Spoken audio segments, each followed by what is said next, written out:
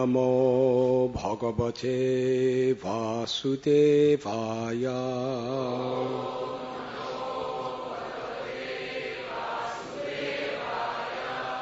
Om Namo Bhagavate Vasudevaya.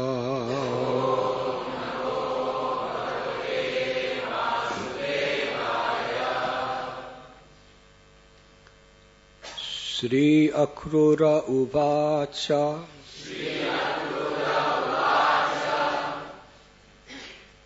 Natosmyaham tva kila hetu hetum.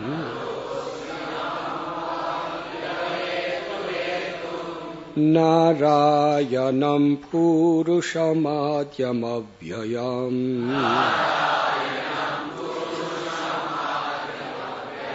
Yanabhijata Ravinda Koshad Brahma Virasidyata Esha Loka.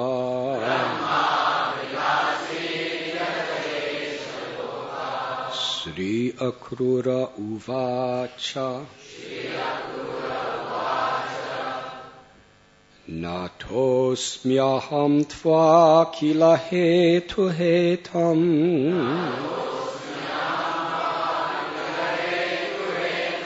Narayanam purusham adyam avyayam.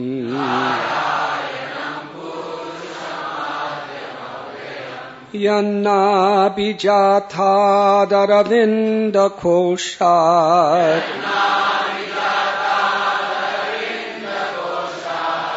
Brahma Virasidyata Esha Lokaha.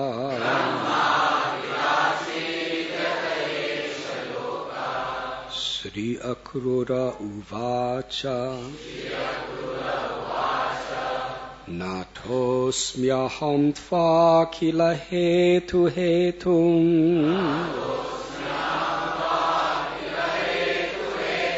Narayanam purushamadhyam avyayam.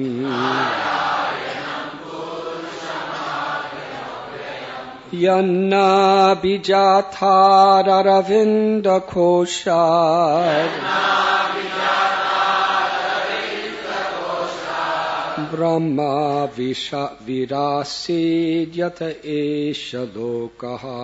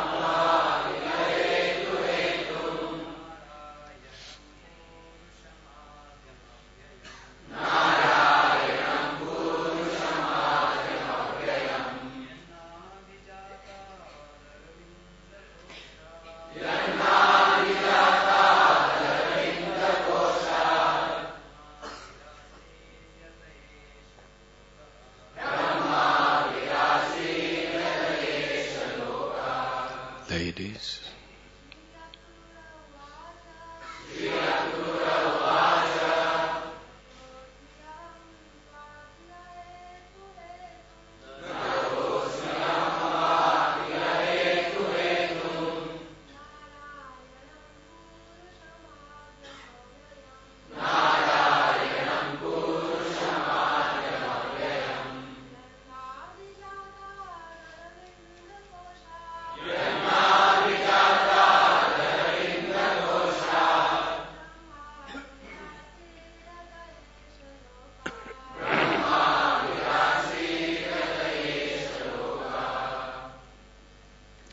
Sri Akrura Uvacha. Sri Akrura said, Nata, bow down, Asmi, am, Aham, I, Twa, to you, Akila, of all, Hetu, causes, Hetum, the cause, Narayanam, Lord Narayan, Purusham, the Supreme Person, Adyam, original, Avyayam, inexhaustible, Yat, from whose, Nabhi, navel, Jatat, which was generated, Aravinda, of a lotus plant, Koshat, from the whirl, Brahma, Brahma, Avirasit, appeared, Yata, from whom, Aisha, this, Loka, world. Sri Akrura said, I bow down to you, the cause of all causes, the original and inexhaustible Supreme Person, Narayan. From the whirl of the lotus born from your navel, Brahma appeared, and by his agency, this universe has come into being. Earth, water, fire, air, ether, and its source, false ego, the Mahatattva, the total material nature, and her source, the Supreme Lord's Purusha expansion, the mind, the senses, the sense objects, and the senses presiding deities. All these causes of the cosmic manifestation are born from your transcendental body. The total material nature and these other elements of creation certainly cannot know you as you are, for they are manifested in the realm of dull matter. Since you are beyond the modes of nature, even Lord Brahma, who is bound up in these modes, does not know your true identity. Purport. God is transcendental to material nature. Unless we also transcend the limited consciousness of material existence, we cannot know Him. Even the greatest living entity in the universe, Brahma, cannot understand the Supreme unless he comes to the platform of pure Krishna consciousness.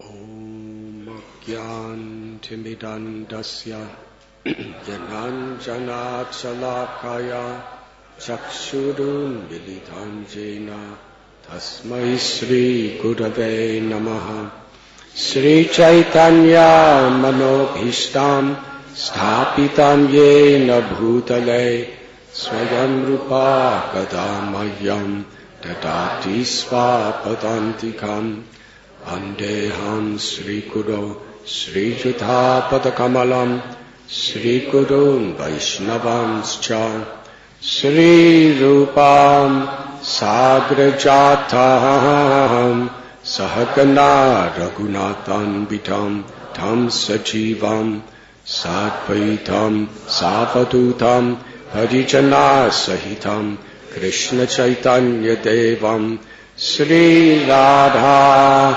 Krishna Padam Sahagana Lalita Sri Vishakam Vitamscha He Krishna Karuna Sindhu Dina Bandhu Jagatpate Gopesha Gopika Kanta Radha Kanta Namostate Tapta Kanchana Gaurangi Radhe Vrindavaneshwari Vrishabhanu Pranamami Hari Priye Pancha Kalpatarubhyascha Kripasindhubhya Evacha Patithanam Bhavanibhyo Vaishnavibhyo Namo Namaha Sri Krishna Chaitanya Prabhu Nityananda Sri Advaita Gadadhar Shivasati Gaura Bhakta Vrinda Hare Krishna Krishna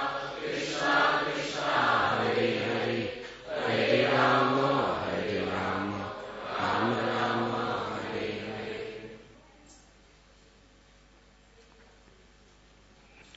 We are reading today from Srimad Bhagavatam, Canto 10, Chapter 40,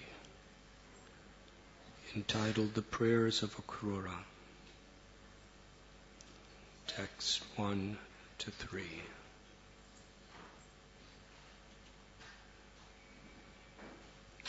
In these pages of Srimad Bhagavatam, we find Akrura on the banks of the river Yamuna offering these prayers.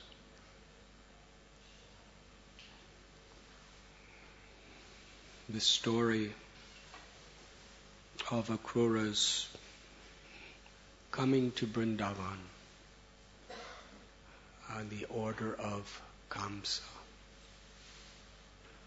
to bring Krishna out of Vrindavan has been meditated upon, sung in beautiful poetry, and moved limitless hearts over the ages. Tomorrow I will discuss the story. Today I would like to specifically address this verse that we are reading today.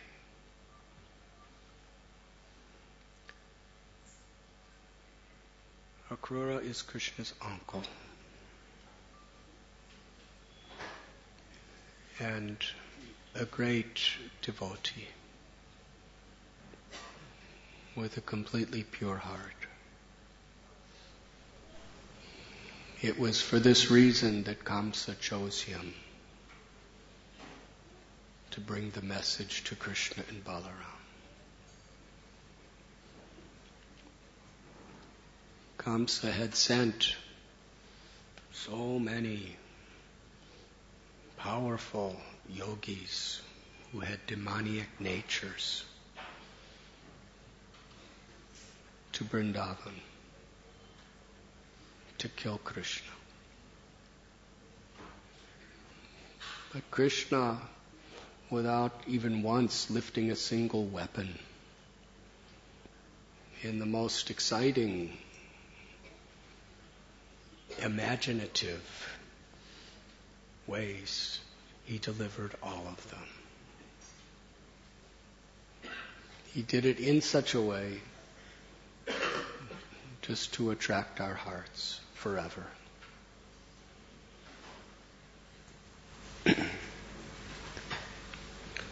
Ultimately, Narada Muni came to Kamsa and specifically told him that the person that is destined to kill you is Krishna, the son of Nanda, Actually, he's the son of Vasudeva. Vasudeva cheated you.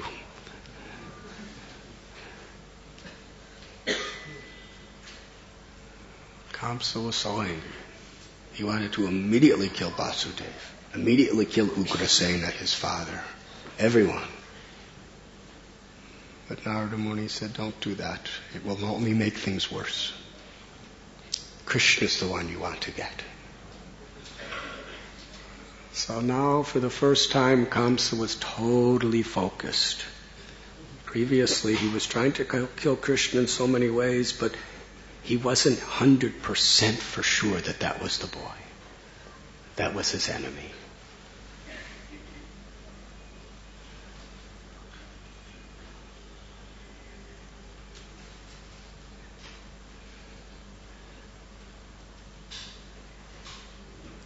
Just like in sports, when you're in your own place, you have a certain advantage over the visiting team.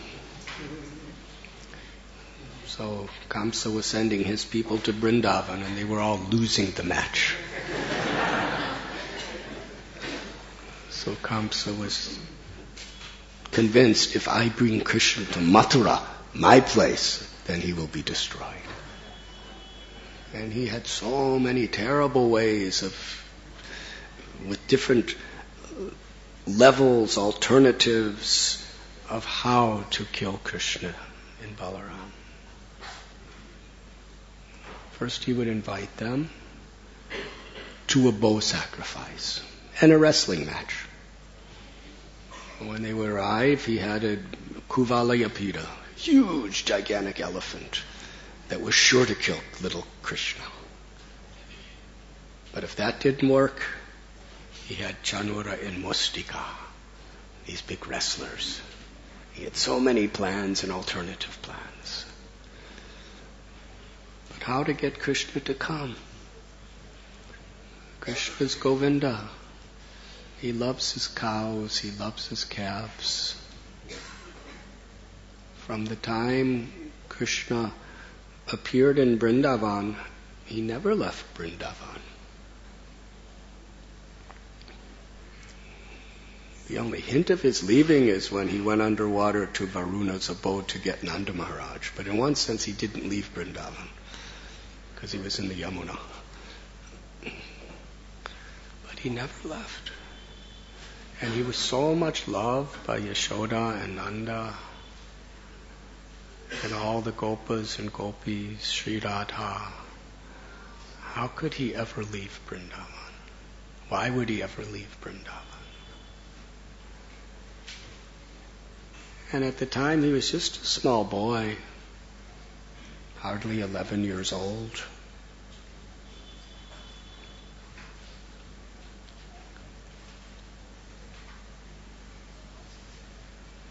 But Kamsa was very intelligent. He knew Akrura's love and devotion. Krishna cannot refuse the love of his devotee. If he just sent a messenger, it wouldn't work. But if Akrura goes to ask Krishna, then Krishna will come. Because Akrura was such a loving devotee. And Kamsa told Akrura his intent. You go, I will give you a brand new chariot. You go and you invite Krishna to come. And he told him the whole plan. I'll have Kuvalayapita kill him. Otherwise I'll have Chanura and Mustika, the world champ, the universal champion wrestlers, I'll have him kill.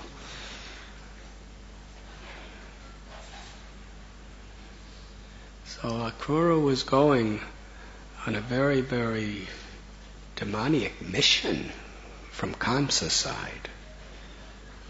But Akrura knew that Krishna was the Supreme Personality of Godhead. He's the controller of all controllers, the absolute truth. So he rode his chariot with great anticipation. Because in one sense he never even got to see Krishna. Yes, it's not that he was visiting Vrindavan. Krishna was his beloved Lord. But on the day of Krishna's birth, he was brought from Mathura to Vrindavan from that perspective.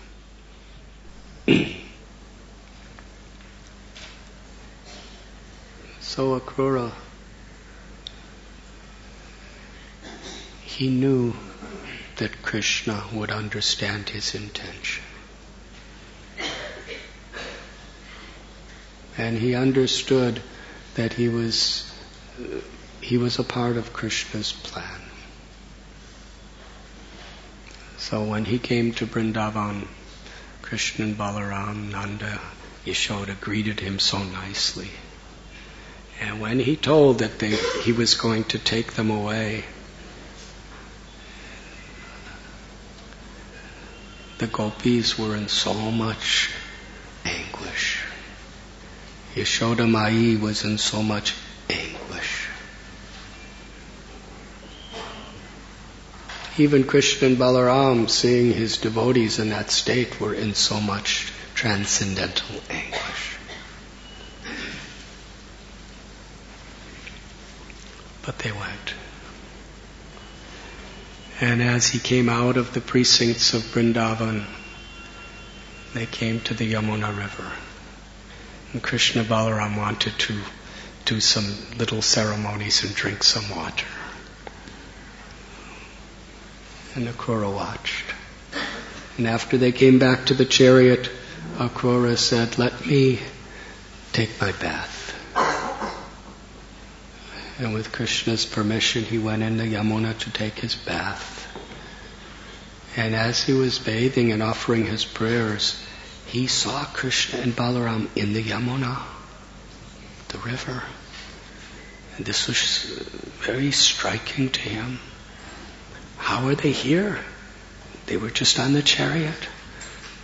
So he went back to the chariot, and Krishna and Balaram were sitting on the chariot.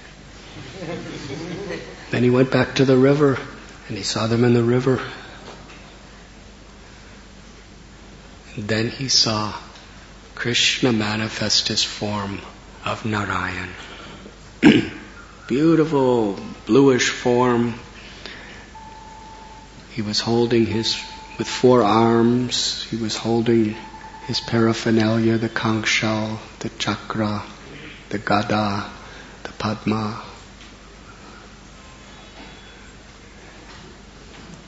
And Balaram became Anantashesha, with 1,000 hoods laying as the bed for Narayan to live, to rest upon. And he saw Brahma and Shiva and all the devas and the nagas and the asuras and the devas, and everyone was around Krishna offering prayers and worship.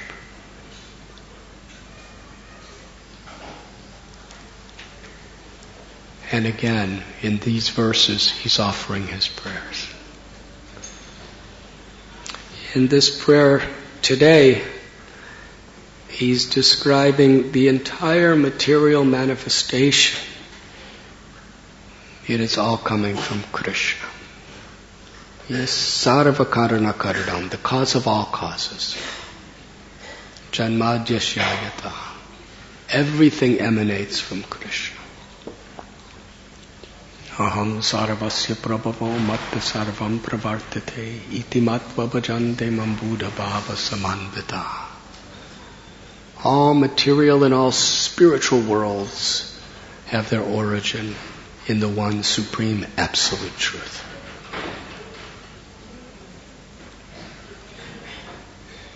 And he's describing how this material world has been created. The total material nature, the mind, the senses, the 8 elements, the 25 elements of creation, the Mahatattva, so complex, so inconceivable. Material nature itself is incomprehensible and inconceivable to any degree of material intelligence. We can discover so many apparent truths of how this universe is working. But it's only very external and superficial. The deeper we go, the more we realize it's impossible to understand.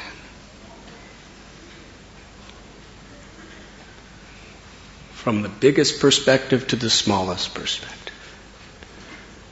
When we think of the universe, there are so many speculations of what the universe actually is.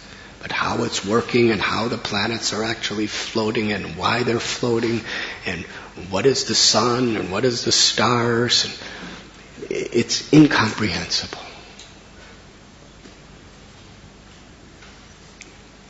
And the better our telescopes, the more we realize we don't know. Really. This is actual, honest knowledge. The more you know, the more you realize you don't know. Egoistic, dishonest knowledge is the more I know, the more I understand everything. That's because you don't really understand. This creation is inconceivable. It's so beyond us.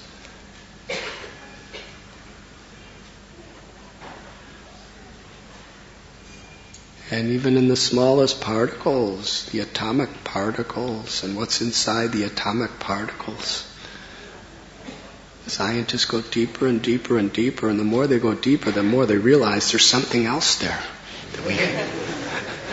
there's something else there that we didn't know about, and what's in that? And then when we find out what's in that, we realize there's something else in that we don't know. And what's the energy that's made? What's the energy, the Shakti, within all of these little atomic particles that are actually activating them? It's inconceivable.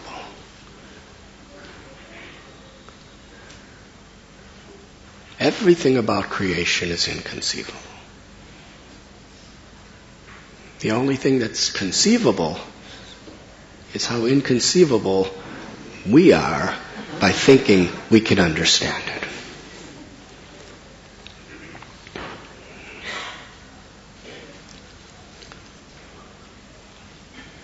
So when we see creation in this perspective, we can actually see God. We can see Krishna in the creation. This Achintya Shakti. The Achintya Shakti is all-pervading. Achintya Shakti is not just a philosophical principle which describes when God comes to earth and performs incredible feats. Achintya Shakti, everything about Krishna is Achintya Shakti. And this creation is a manifestation of Krishna. So therefore everything about creation is Achintya, inconceivable. And the more we understand how it's inconceivable, is only possible when we see beyond our own ahankar or ego through these senses, through this tiny little intelligence. The greatest thinkers, Einstein, one of the greatest scientific minds in creation that we know of. But his conclusion is, without a supreme brain, it can't be working like this. It's inconceivable. One scientist, he was a little honest because he had some religious connections. He said, the more I understand the science of the world, it's like going to the shore of the ocean and understanding 1 or 2 grains of the sand.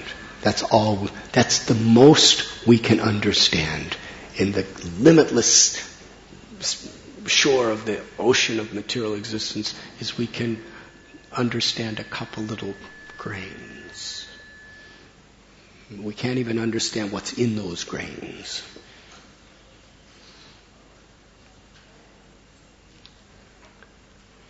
And the more we learn how it's working, the more unbelievable it is to us. The clouds, the seeds growing into trees, every living being, how we're growing, where we came from. All of you humans, your little soul. The soul is inconceivable. The soul is eternal. And it's the soul that is activating the whole material nature. The Paramatma is the soul of the universe. That's Krishna. And within every little body of the universe is a little Jivatma that's the controller of that. How inconceivable. You, personally, are beyond birth and death. You personally are a part of God. You personally have unlimited, inconceivable love for God within you.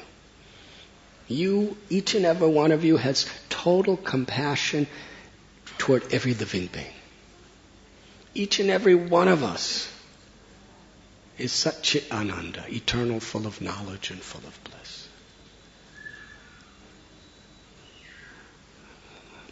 How many of you feel like that?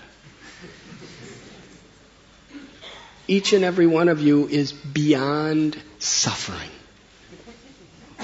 Each and every one of you is beyond anxiety forever. You've never been anything else. Do you have that realization? And the mathematicians and the technologists and the scientists are the same. How many of them know that? The soul is inconceivable, beyond our intelligence. What is infinity? There's no limit.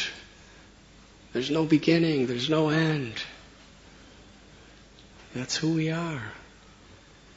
And every molecular particle of the entire creation is part of that infinity.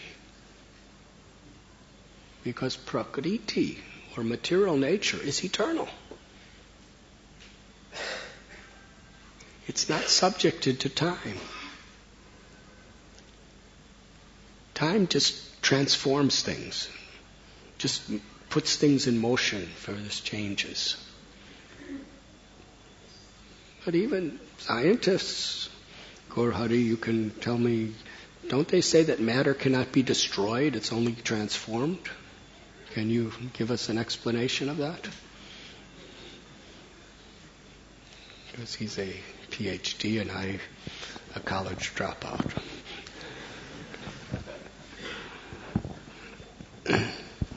Hare Krishna Maharaj. What I understand is matter and energy, they are transformability into each other. So overall, either it's this way or that way. So either there is matter or there is energy. So it doesn't get destroyed at all. Is that what the scientists say? Yeah. Thank you. Thank you. Thank you for a wonderful... You make it so simple.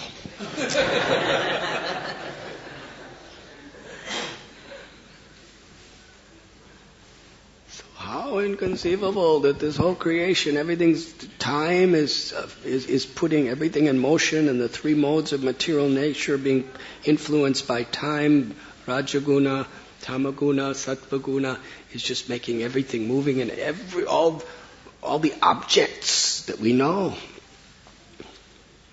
are made of all sorts of molecular little things that are moving around. Yes, we see in our eyes. We see a piece of plastic. But what's within the plastic, Gaur-Hari Prabhu? If you had the best possible microscope, what would you see in the plastic?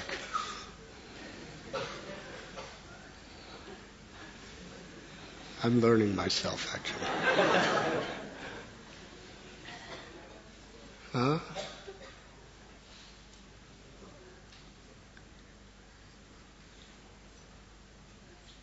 So plastic is a polymer and it consists of molecules, which consists of atoms, and then they talk about quarks. So and within the smallest unit, there is Paramatma.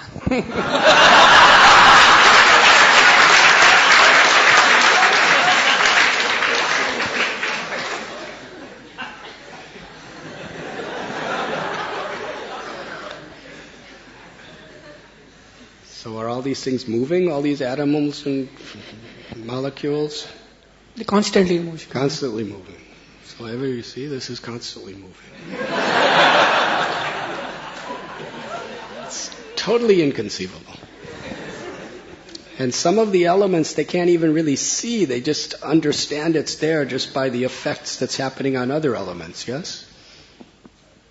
And then beyond that is some other element. And you ultimately came to the point of Paramatma, who's ultimately moving everything. Paramatma, God, is not only in the heart of every living being, it is in every atom. And Paramatma is absolutely inconceivable. He's the cause of all causes. He's the supreme Mahato Mahiyam Anato Niyan. The smaller than the smallest, the bigger than the biggest. He knows everything.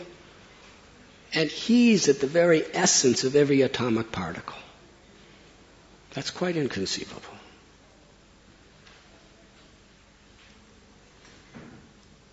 So Akura is here explaining from the perspective of material nature that Krishna is beyond any intelligence, beyond any scientific research to even imagine, what to speak of understand. He's only possible. We can only know Krishna when Krishna reveals Himself to us.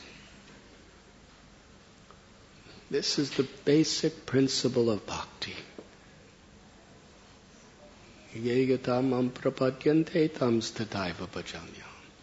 As we surrender to Krishna, Krishna reveals Himself accordingly.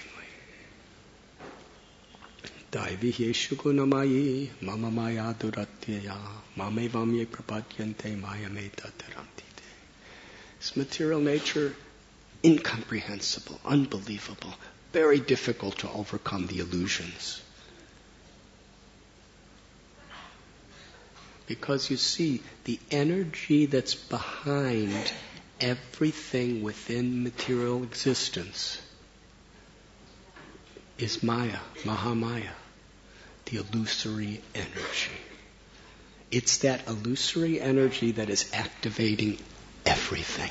It is that illusory energy that is in and between every atom.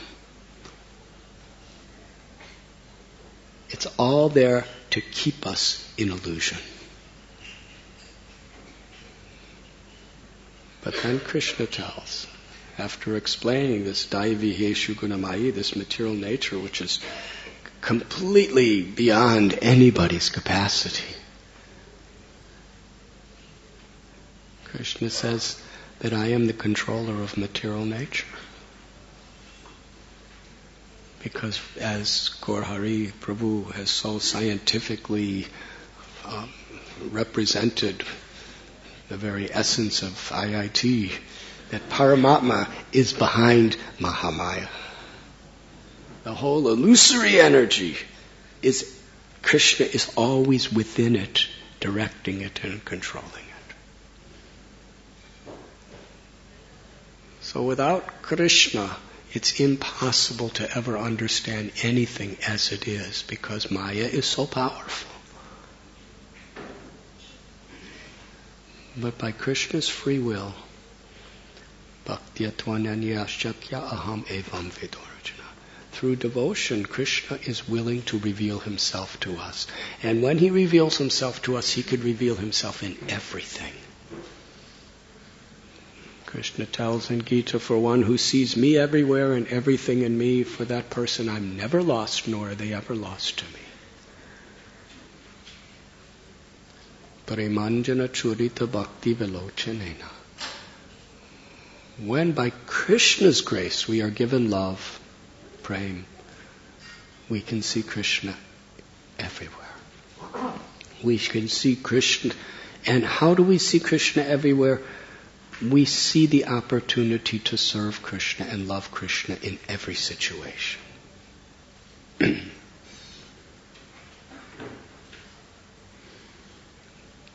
Can you imagine having eyes where when you look at somebody you actually see every cell and every atomic particle and everything within each cell?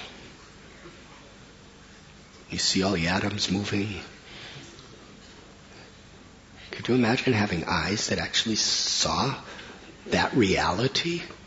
The only reason why we see things looking the way they are is because we have such gross, external, insufficient vision. Yes, we see a man or a woman, we think, oh, they are so beautiful, they are so handsome. It's only because you only see so much.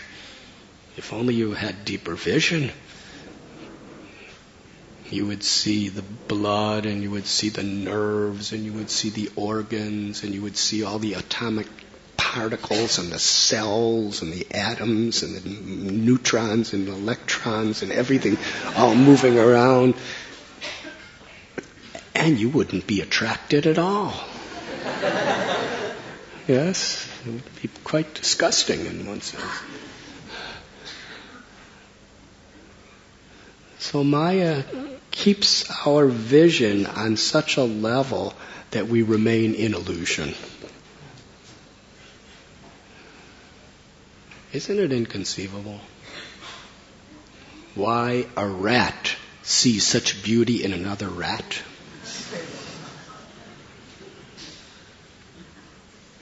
To a caterpillar, there's nothing else beautiful except a female caterpillar.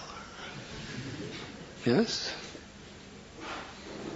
Even if a caterpillar is crawling on the body of Miss India,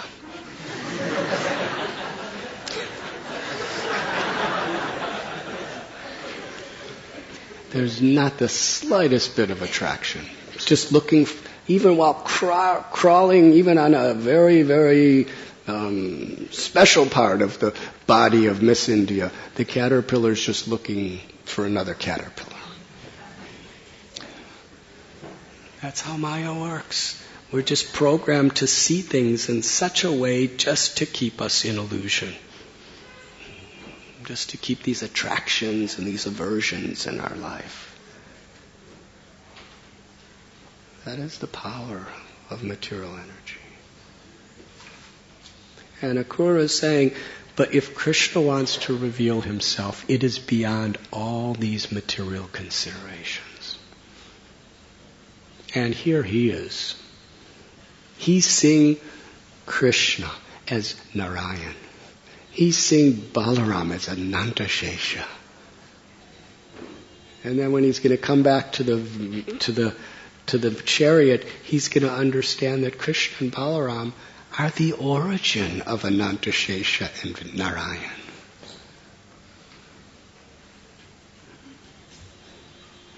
And Krishna is showing him all of this, even though he is, from an external perspective, he's on a mission to kill Krishna.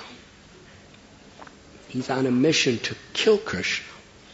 He's on a mission that in killing Krishna would bring complete pain and devastation to Radharani and Nanda and Yashoda, Lalita, Vishaka, Sridhama, Subala, all the Brijabasis who Krishna loves. It's the most terrible thing imaginable.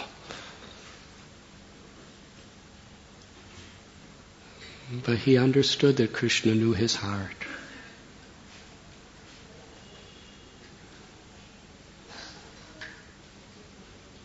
Srila Prabhupada explains that Krishna doesn't just see the thing that we offer. He sees the purpose in which it is offered. He sees our intent. We see Akura, he's going to be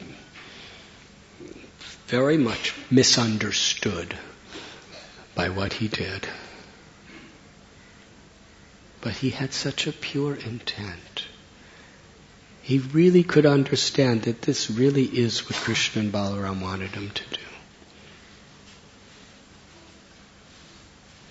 In fact, Krishna and Balaram were honoring him as their uncle, as a senior. And because he asked them to come, he honored them and said, yes, we will go. And they were all excited. We're going to Mathura. We will get to see Mathura. We'll get to see the bow. We'll get to wrestle. They were very happy.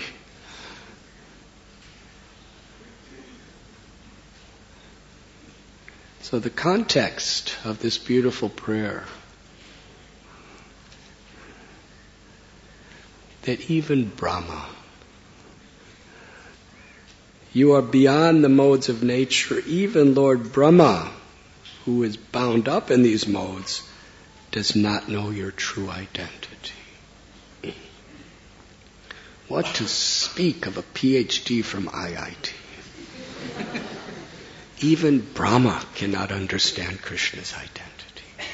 Even Brahma cannot understand the intricacies of what he has created. And he's the creator of it. Because the energy that is actually activating the cause of all of these things are beyond even Brahma. It's amazing. He's putting it all together. He's the ultimate technologist. But even he admits he doesn't know what's really happening internally. He doesn't even know where he's getting, what it is that's invoking his incredible intelligence. He knows it's Krishna. And ultimately, that's all we have to know. Srila Prabhupada established the Bhaktivedanta Institute so that we can actually explain things in a scientific way. But even a simple person, if you just understand what Brahma, with all of his knowledge, ultimately it's beyond me. All I could really know is it's Krishna's inconceivable grace that's empowering everything that exists.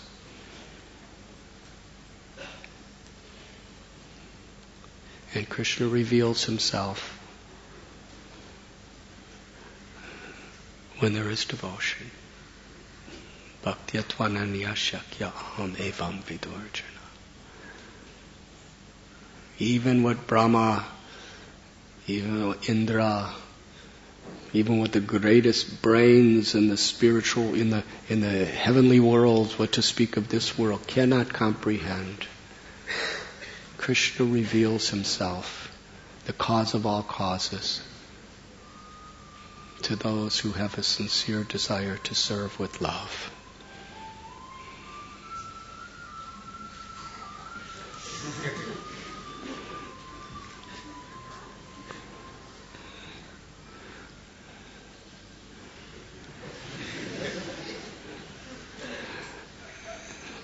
That's a very sweet ending for my class. Would you like to add anything else, Gaur Hari Prabhu?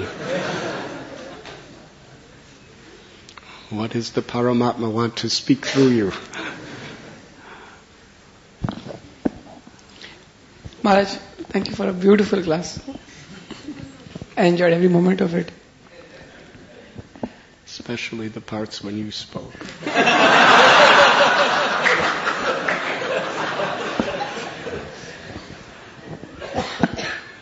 Maharaj, I had a question. Yes. Srila Vyasadeva and our Acharyas are so kind that they have shared with us so many pastimes of the Lord to absorb our consciousness in and experience His presence all the time. At the same time, it's so alarming the way our lifestyle is getting distanced from realizing Paramatma and realizing the Lord's inconceivable potency at every moment in our life. The whole lifestyle is such that we feel we are the controllers. I mean, there's such a big difference between going in a bullock cart and driving a car. In bullock cart, you are not the controller. There are bulls, then there is a road. But you're in a car, you think you're the controller.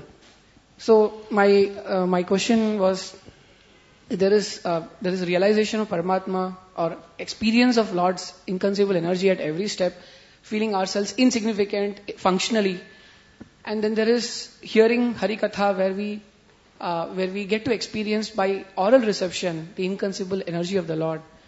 But however, without really simplifying our lifestyle and getting closer to the Lord's arrangement, sometimes I've found that people who just hear the whole perspective towards the Lord and His energies becomes a little superficial, little artificial. So how do we channelize our energies? Because there is energy required to spend time hearing Krishna Katha, and there is also energy required to facilitate experiencing Krishna's inconceivable energy and feeling ourselves insignificant every moment. Hare Krishna. It requires sincerity. Simple living, high thinking is a state of consciousness. And when we, by our sincerity, embrace that state of consciousness, we can be in that state of consciousness in any situation.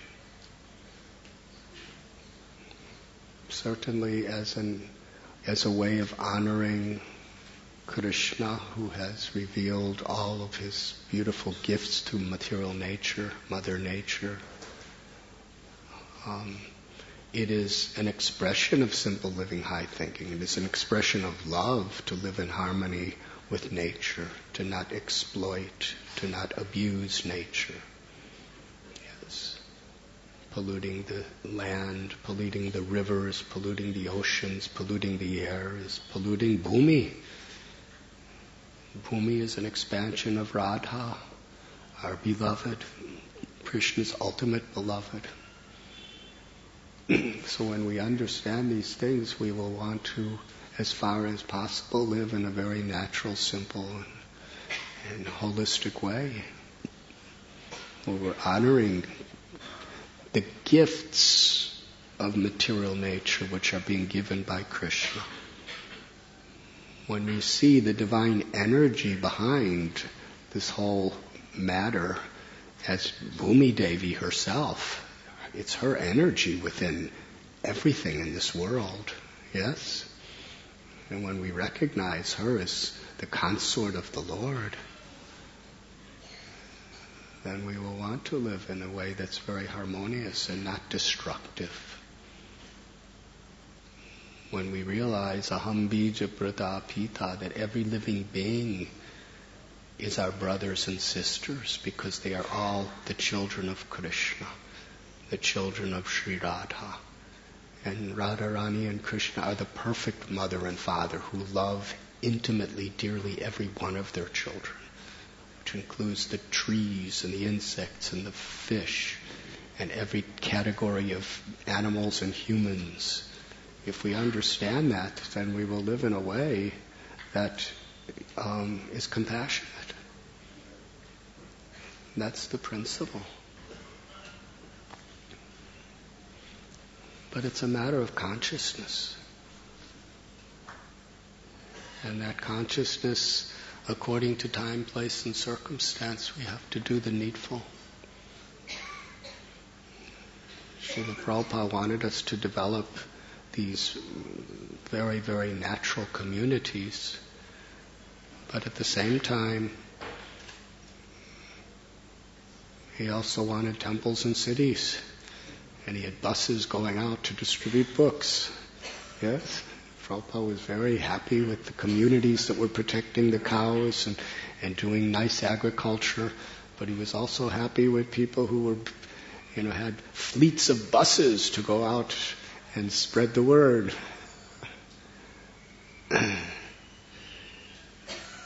So, I've been in India and I've been in farm communities. I've been in farm communities where there's no technology whatsoever. And I've seen people, on ox carts and horses, speaking all sorts of nasty prajalpa. Yes? And I've seen people riding in a car with a computerized iPhone listening to lectures of Srila Prabhupada. So which is better? Riding in a car listening to Prabhupada's lectures, or riding in an ox cart talking all nasty prajalpa, criticizing other devotees? Of course, you can talk prajalpa and criticize devotees in a car and do Krishna Katha in an ox cart too. But we want to provide that natural facility as an example for people, and we want to cherish that in our own hearts. But at the same time, people, according to our situation in the world, if we don't necessarily have that, it's not a impediment for our perfecting our spiritual lives if we're sincere. It's certainly a higher dimension of honoring Mother Earth and honoring Krishna in the process, because it's sustainable. And it's certainly a model the world needs to see, because the path of ecological destruction that we're on is not sustainable.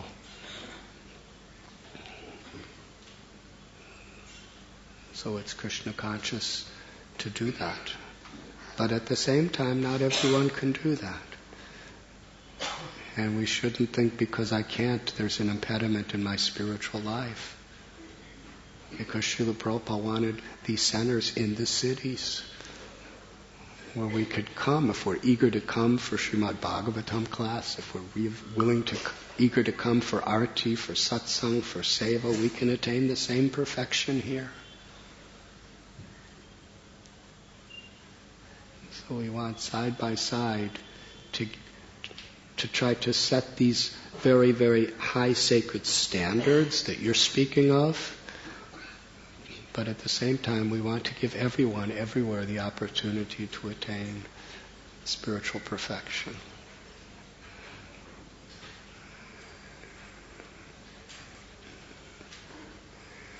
You can speak your realizations at this point. Might as well just keep the microphone with Gaur Hari. Thank you, Maharaj. Thank you very much for answering the question. Thank you.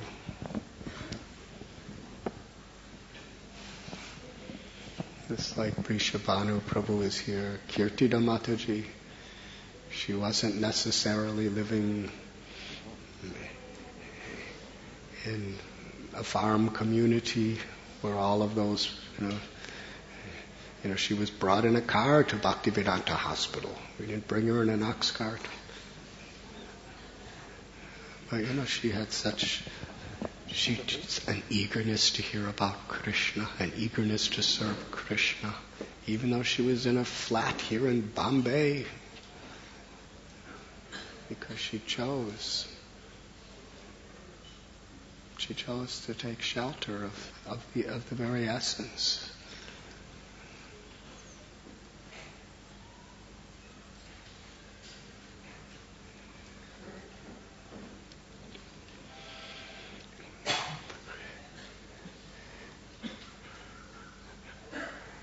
Gram means village.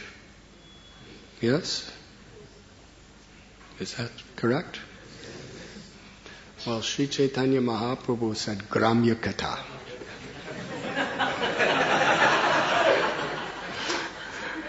Gramya Katha means village talk, which is prajalpa, which means, just wasteful talk. Yes? He didn't say city Katha.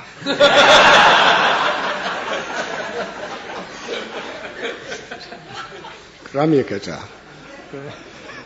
Don't talk village talk.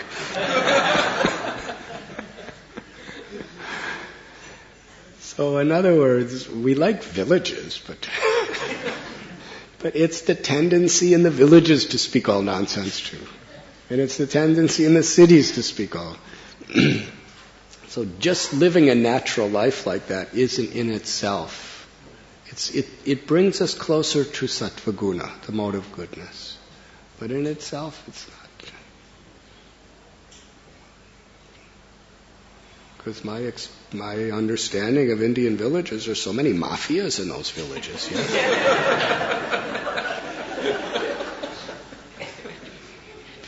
It's not that in the villages people don't get raped and there's not mafias coming and doing things. And so corruption could be anywhere.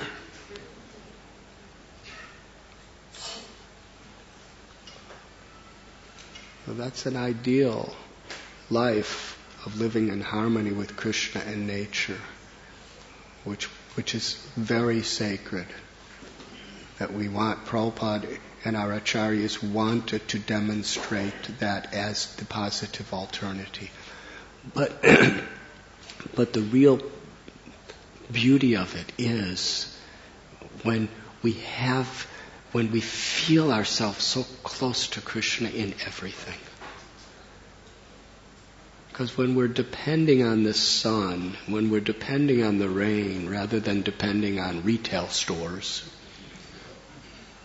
it just gives us a more realistic understanding of how we're depending on the Creator. Yes? So it's a very superior way of life. But still, the purpose, the essence is to completely depend on Krishna. And even in our situation, by Sravanam, Kirtanam, Vishnu, we could learn to have that complete dependence in whatever situation we're on.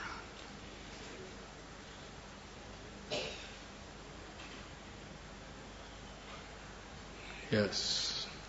Make a point, your mother. One thing I've understood after extensive reading and research is the way we are presented Indian villages, Indian culture in the modern textbooks, in the media, in the literature, is a lot of hangover of the British attack in India, the British rule over India. So even if a small child has a textbook and there's a clean place, the picture of a clean place will be a city, the streets in a city, and the picture of a dirty place is a village with lots of cows around. That's how the school books are, and that's how the media is presented. So I honestly feel, the villages in India, as on today, they are also going through a lot of turmoil because, again, it's also the urbanization has affected them. At the same time, I feel if we sincerely try and understand what the village structure in India used to be, even 50 years before, yes, there was Asuri Pravritti, there were people with the demoniac tendency everywhere, but predominantly, if we really understand what a village, what a gram was, not just in terms of alignment with nature, but alignment with each other's natures, alignment with the needs of old people, the young people whom Bhishma Dev talks about. I personally feel generally our people and especially devotees might have a better and a deeper appreciation for how Vedic culture was permeating far and wide, even in the village culture, the way economy used to be run, the way food used to be grown. So I honestly feel there is a lot of perverted information that also we get through the media and through our textbooks and through predominant literature. Hare Krishna. Most important thing is Krishna is in the center. The most important thing is the false ego, the ahankara, is not predominating. Vrindavan is a village. Yes? And why is it such a beautiful village? Because Krishna's in the center. And it's easy to remember Krishna in the center in those simple lifestyles where there's not so many artificial distractions. It's easy. At the same time, Dwarka was kind of a city, wasn't it? Not like Bombay. And Vrindavan wasn't just a village like a lot of the villages today. But Dwarka was a kingdom. And Dwarka was a perfect place because Krishna was in the center. So there were cities. Hastinapur was like a city too, yes. When Duryodhana was running Hastinapur, it was terrible. But when Yudhishthira Maharaj was running Hastinapur, it was the kingdom of God.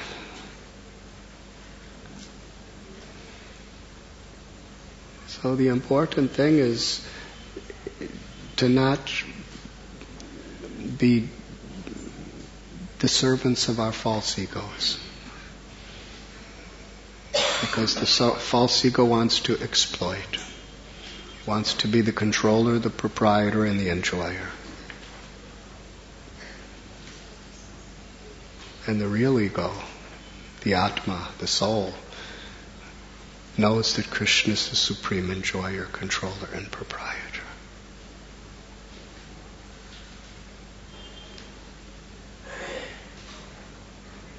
In America, Srila Prabhupada established New Vrindavan. And he also established New Dwarka. Yes? This is the perfect village life, this is the perfect city life. Either one, the perfection is to put God in the center.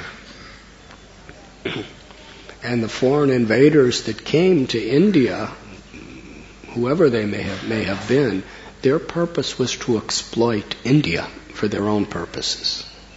Yes? And that's why they spread all that propaganda, because they wanted to exploit.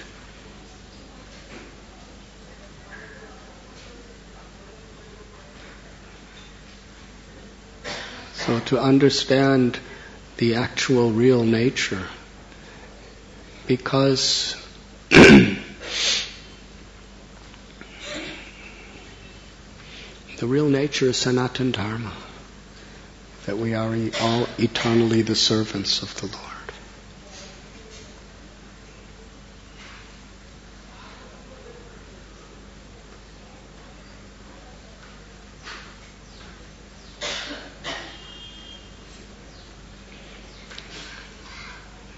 We only have a few years to live. Every living entity has the right to go back home, back to Godhead. Srila Bhakti Siddhanta Saraswati Thakur, in those days, Mayapur was really a village. Yes? Wasn't even a village hardly. Mayapur was completely just small little villages in the Navadvip area, and fields and forests and Ganga.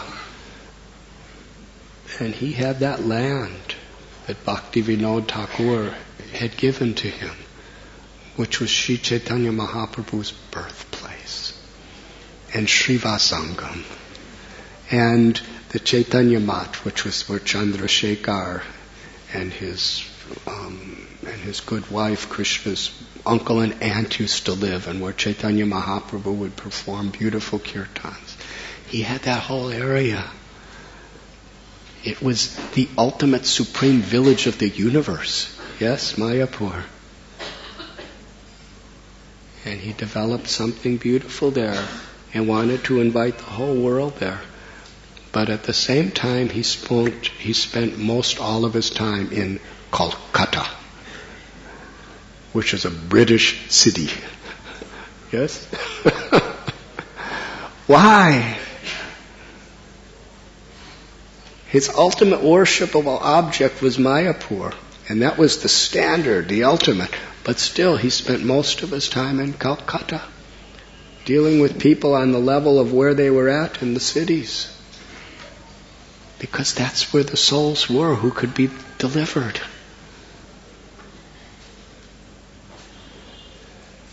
Where did you become a devotee? In a village? No, At IIT Bombay.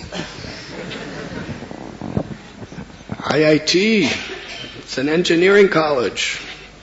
And many IIT graduates, they are really exploiting material nature. Yes.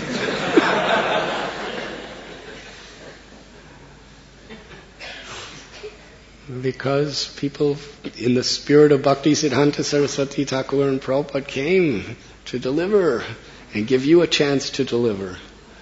So in this way, yes, we understand the ideal and we want to go and create those ideals, but at the same time we want to harmonize it with reaching the people where they are.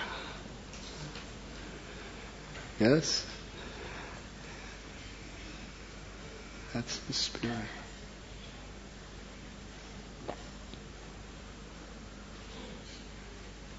Even when Krishna was living in Dwarka, he was always dreaming of going to Vrindavan.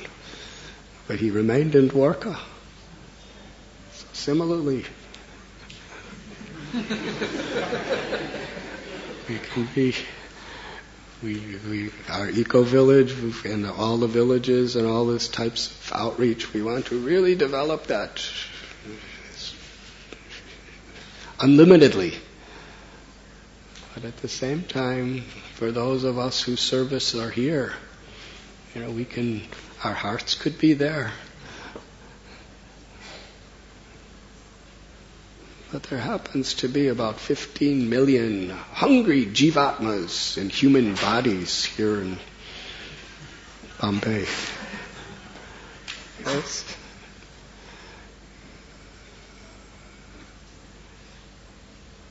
So ultimately, whether you die in a village or you die in a city, if you remember Krishna, your life is perfect.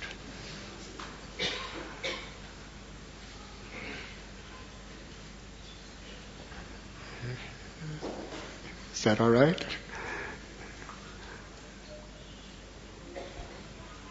Hare Krishna. Thank you very much, Maharaj. Hari Hari. Yes.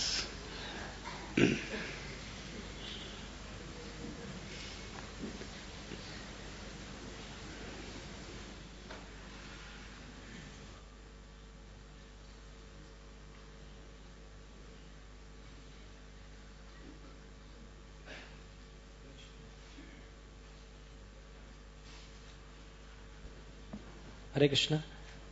Maharaj, just some situations that I've been trying to struggle myself. It has been observed that there's certain ideas that devotees get very, very much determined and excited about in their lives. And they obviously feel for it. And sometimes to that extent that they become very fanatic about that idea. And they start challenging, or rather in their mind, and sometimes about the existing way a particular thing is happening. I'm talking about the particular way things are happening in the temple or otherwise. So how does really one find a very good balance in the mind so as to accept or so as to fit both the ideas about what you are excited about, what you're convinced about, at the same time not becoming challenging to what things are happening, because what things are happening are also right. It has given results and it's working, but sometimes we become very challenging. For example, I'm just giving an example, cow protection, which is very good, and I'm sure we all support that. But that doesn't mean that we just challenge college preaching to the extent, well, everything is most important is cow protection. College preaching is equally important.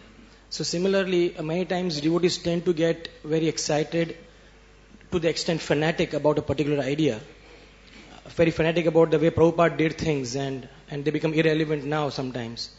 So how do we really, and I've personally seen the way you do things is very, very balanced. So how do we really understand this very, very important balancing act that we all need to learn to be relevant, at the same time respect what we have inspired from within? Hare Krishna.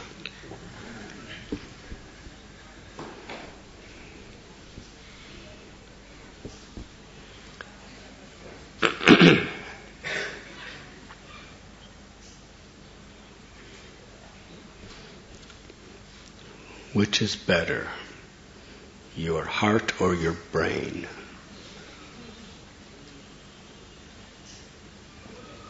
Maharaj, I think both.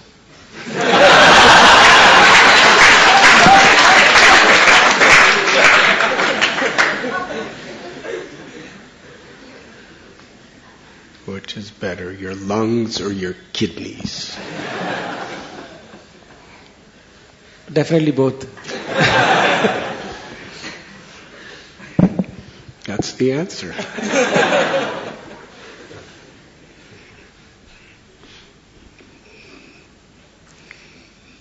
We have to see through the eyes of the acharyas. We can't just see through our own eyes or through the eyes of any conditioned souls. We can get information from other conditioned souls, but we have to see through the eyes of the acharyas. And Srila Prabhupada, he emphasized,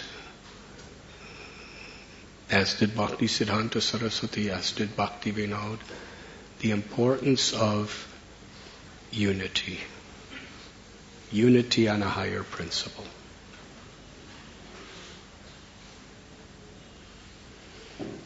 Advancement in Krishna consciousness is the capacity to appreciate what others are doing too. Srila Prabhupada said the Vaikuntha consciousness is everyone else is doing better than me. Not that I'm doing better than everyone else. That's the consciousness that will actually attract Krishna.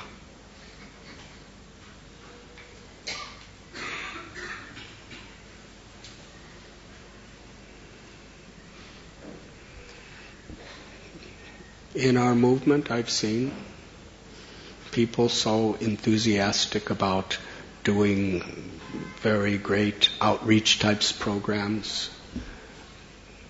A mother was just nothing.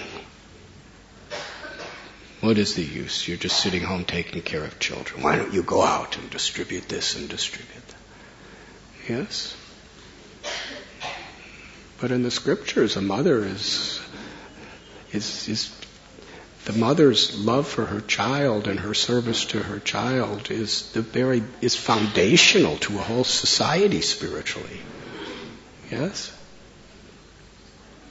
So can't we recognize a mother's service? Can't we recognize different types of services that people have? That's called maturity. Immaturity is when we think we know so much that what I'm doing is the best, what I think is the best, and everyone else is off. If you speak like that to ignorant people, they're going to be impressed by your arguments. But to intelligent people, they'll just see you've missed the whole point.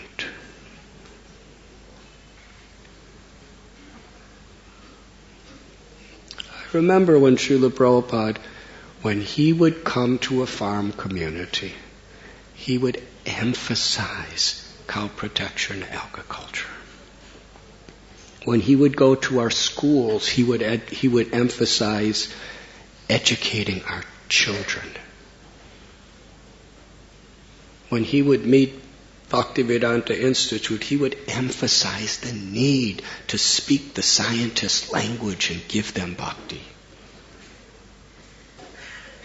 When he was with those people in the colleges, going out to the colleges and the cities, he would say, unless we reach these people, our movement has zero future.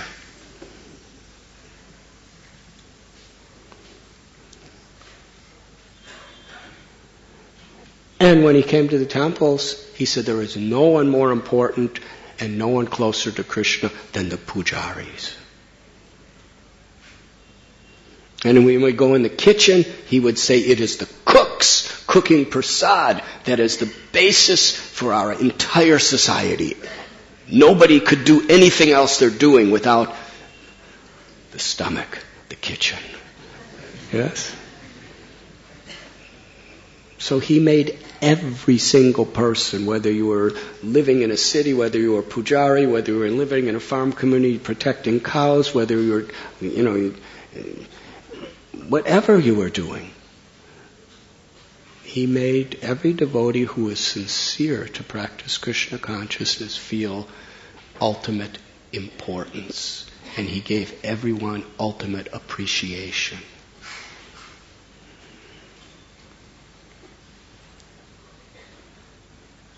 We're all different parts of the same body.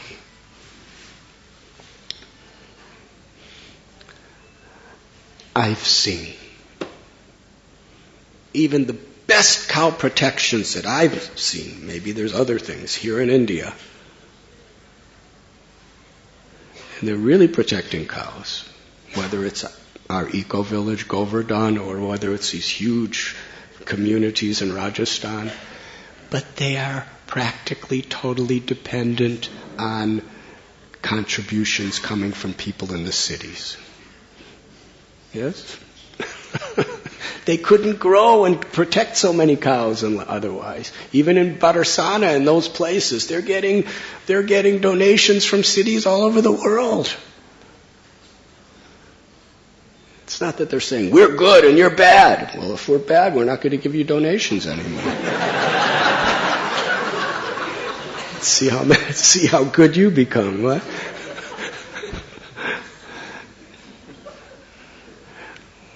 We work together. Huh?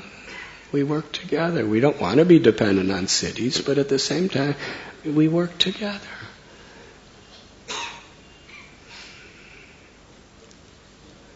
That's Krishna consciousness. Fanaticism, my service is better than yours, my service is more important than yours, my service is the real service. That mentality only creates division, creates criticism, creates enmity, hurts devotees' hearts, and is not pleasing to Krishna, and will never be pleasing to Krishna.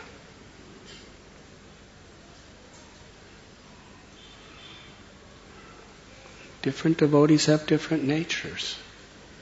And therefore they could connect and do very well in various activities.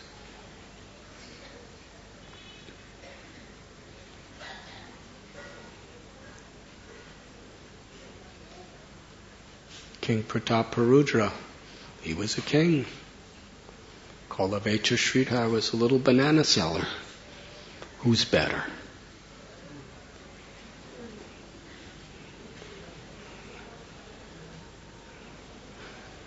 Advaitacharya was a grihasta who had a nice house.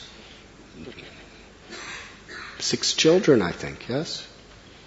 And Raghunath Das Goswami was living on the ground as a renunciate. Who's better? This has always been. During the time of Prabhupada, there was conflict between the book distributors and the people at the farm communities. Prabhupada thought it was ridiculous. He gave total encouragement to both, to everyone. There was a conflict between the grihastas and the renunciates.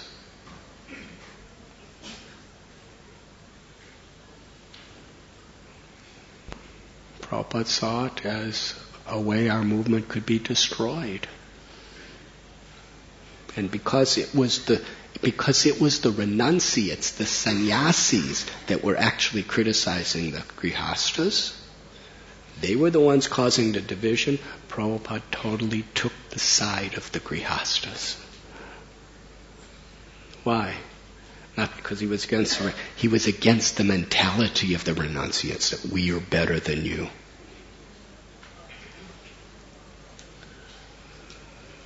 So our unity is our strength. We should be encouraging people. There will be many, because there are so many people in so many places, and we want to reach so many ways and deliver people's hearts.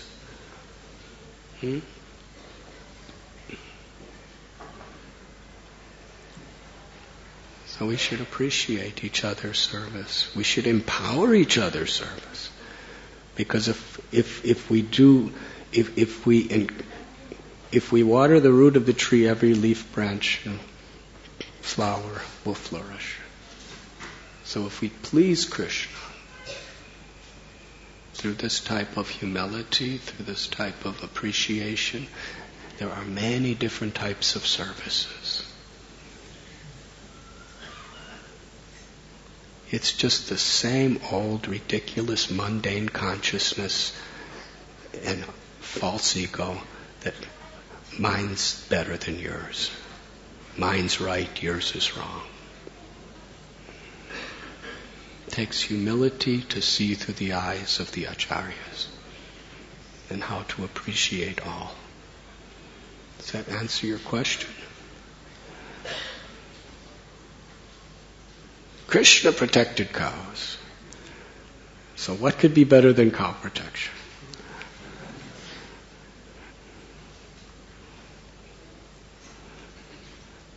At the same time,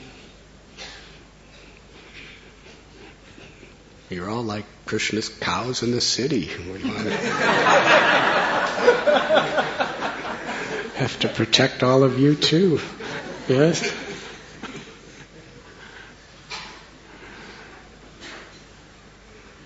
And the more we actually, appreciate the various limbs of the body of our great society, the more the whole body will grow.